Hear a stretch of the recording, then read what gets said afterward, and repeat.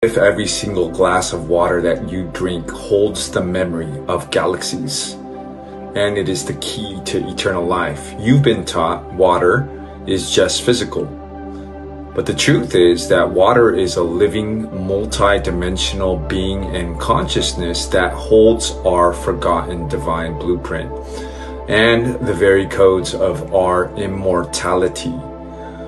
Water is currently existing simultaneously in all 15 dimensions of our universal time matrix.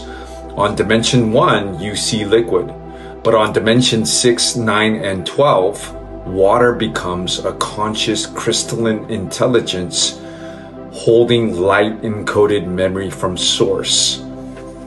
It's the only element in our body that can phase shift across densities and dimensions without dying, because water, in its original form, never lost its eternal connection.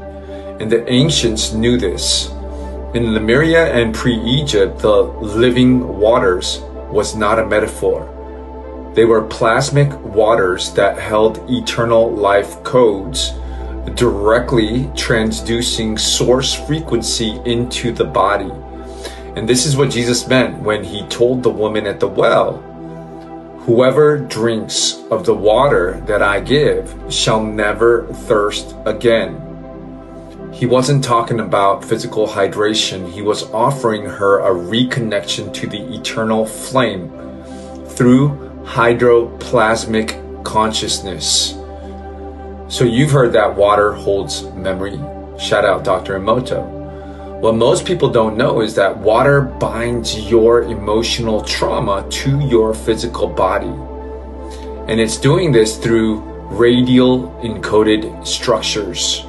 When we suppress grief, rage, shame, our body's water molecules literally crystallize those frequencies.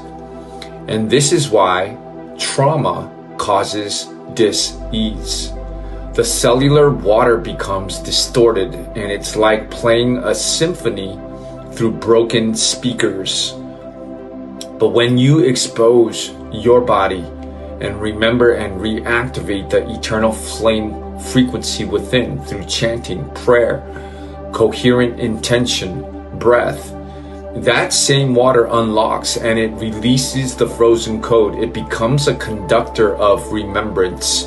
And eternal life sciences, this is what is called hydroacoustic re-encryption. It's the first step in base 12 eternal life DNA remembrance. The mind thinks it's in charge, but your thoughts actually ride on bioplasmic current, which are energy waves made of light and life force. And guess what? Carries the current. Water. Specifically the liquid crystal structures in your cerebrospinal fluid and interstitial tissues. So what we call intuition is really an interdimensional signal that is moving through structured hydro-water fields. Water is the living bridge between consciousness and form. Wherever there is water, consciousness can anchor, record, transmit through it. Consciousness, or what religious people call God, all that is, what Jesus called the Father, literally binds to and through water. So, if your water is polluted physically or vibrationally, your thoughts distort and your ability to discern truth, intuition collapses. And this is why spiritual awakening is not just about opening your third eye. It's about clearing and purifying the waters through which Source speaks to you. Jesus, Buddha, Mary Magdalene, they all underwent purification rites in living water. This was not for show, but because they understood. To hear God clearly, you must drink the silence between the atoms. Water is not passive. Water is the original messenger, a living scribe that records every word, emotion, and intention. It is your emotional hard drive, your spiritual amplifier, and your cellular gateway to the eternal. The woman at the well didn't meet a preacher. She met a plasmic technician from the Unisci field, offering her reconnection to the eternal living template.